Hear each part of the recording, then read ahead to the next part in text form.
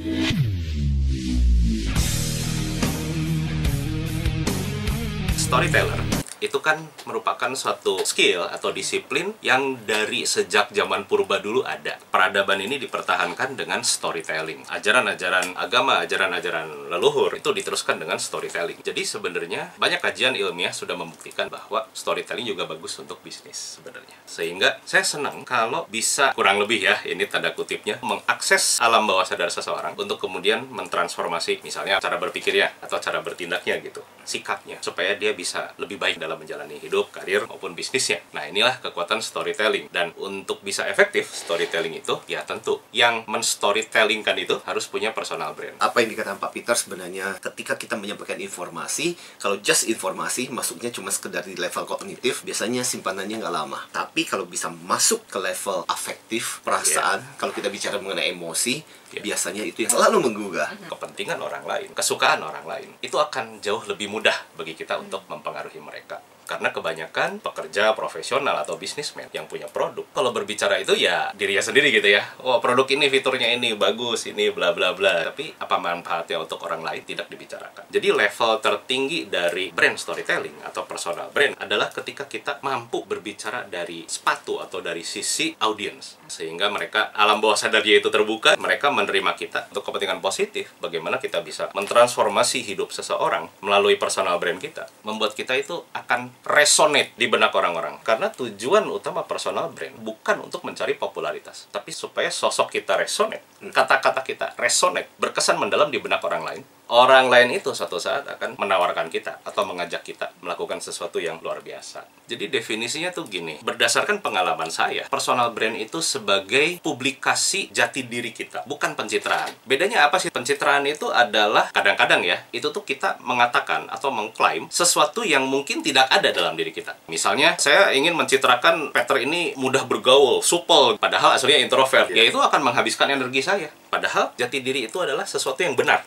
ada di dalam kita, tapi kita publikasikan. Dan saya tidak takut susah cari kerja karena publikasi itu. Sebagai informasi ya, saya membangun personal brand di LinkedIn 2017 itu dalam kondisi saya jobless, sementara yang lainnya itu lagi bagus semua karirnya, director, manager, senior manager, head, GM, dan hasilnya 2 kali saya diajak manggung bareng. Satu-satunya jobless yang jadi speaker. Dan ketika itu makin bergulir kayak bola salju, saya bisa menyentuh kehidupan lebih banyak orang dengan tulisan-tulisan.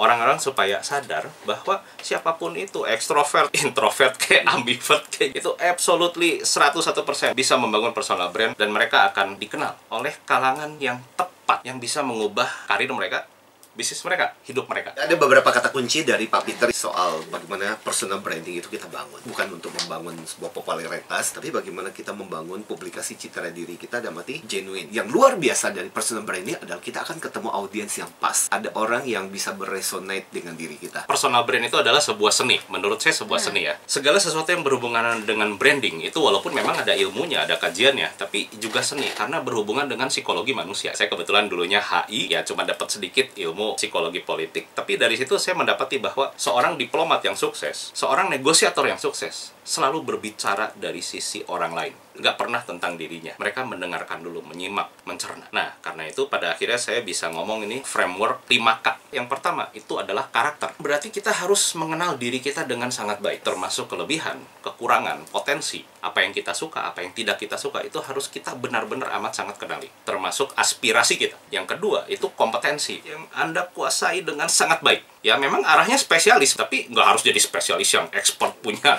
sertifikasi, sama sekali nggak. Nah, itu juga salah satu yang seringkali menghambat orang, merasa bahwa kayaknya aku nggak terlalu expert banget, nanti kalau ditanya sama orang saya nggak ngerti gimana, tapi saya punya passion di situ. Ya, jadi intinya itu bukan sertifikasi ya sebenarnya, tapi bagaimana kita menguasai bidang itu dengan segenap hati kita. Nah, Kak, yang ketiga itu adalah karya yang dihasilkan dari diri kita ini apa? Kita bisa berkarya dari sejak SMP, SMA, kuliah, sehingga ketika memasuki dunia kerja, kita sudah punya karya dulu. Nah, Kak, yang keempat itu adalah kontribusi. Jangan semuanya tentang diri kita, karena semuanya itu balik lagi ke kebersamaan. Ya, ini Kak yang kelima. Kebersamaan dalam komunitas yang memang kita tuju. Sebagai pembungkus 5K ini, jangan lupa konsistensi. 5K ini terus kita cek and recheck. Dengan demikian, kita baru bisa memperoleh hasilnya. dan kita bisa mengakses kalangan pergaulan yang eksklusif. Karena jati diri seseorang itu baru bisa dilihat setelah 3 bulan. Kan ada prinsip 21-90 tuh. Kalau dalam 90 hari dia masih konsisten, itu berarti karakternya. Dan kalau berubah-ubah, resonate-nya malah kesan negatif. Ingat prinsip yang selalu saya tekankan, informasi plus emosi hasilnya adalah memori. Jadi kalau Anda mau diingat untuk jangka panjang, please put emotion there. Nah, itulah makanya storytelling muncul. Nah, dari situ kita bisa membangun personal branding. Ada 2 kompetensi yang penting buat kita sebagai seorang yang mau membangun personal branding kita. Satu adalah self-awareness. Jadi kita mesti sadar, refleksi. Sebenarnya saya passionnya di mana, saya senangnya di mana, kompetensi saya di mana. Itu self-awareness harus dibangun. Nah, yang kedua adalah social awareness. Orang butuhnya apa sih, positioning saya di mana, dan kemudian mempertemukan itu. Nah, 2 itulah yang kemudian menjadi bagian dari personal branding itu. Yang jangan lupa dengan formula 5+1K itu. 1 adalah karakter kita dibangun dulu. 2, bagaimana kita mengembangkan kompetensi kita. Yang ketiga adalah karya yang kita hasilkan. Jangan lupa karya itu berkontribusi dan kemudian membangun komunitas kebersamaan. Dan itu harus dilakukan secara konsisten. Karena yang namanya personal branding itu tidak terjadi semalam. Iya. Di zaman sekarang, ini makin crowded informasi, crowded orang gitu ya. Makin susah cari kerja, makin susah berbisnis, dan lain sebagainya. Apa yang membuat kita ini bisa menemukan kalangan yang tepat untuk mengubah nasib kita? Nah, ini kuncinya adalah di personal brand. Personal brand seperti apa yang bisa membawa kita ke kalangan yang tepat itu? Nah, itu tadi 5K+1 itu. Dan ini pekerjaan terberat dari membangun personal brand adalah mensinkronkan antara aktivitas medsos dengan real world. Dan orang itu bisa merasakan tanpa ngomong ke kita loh. Mereka cuma mengatakan bahwa saya nggak mau ketemu dia lagi. Dan udah, hilang kesempatan itu. Nah, makanya ketika kita ingin memasuki suatu komunitas atau kalangan yang kita yakini bisa mengubah hidup kita, pastikan kita bertindak di atas landasan atau fondasi yang juga tepat.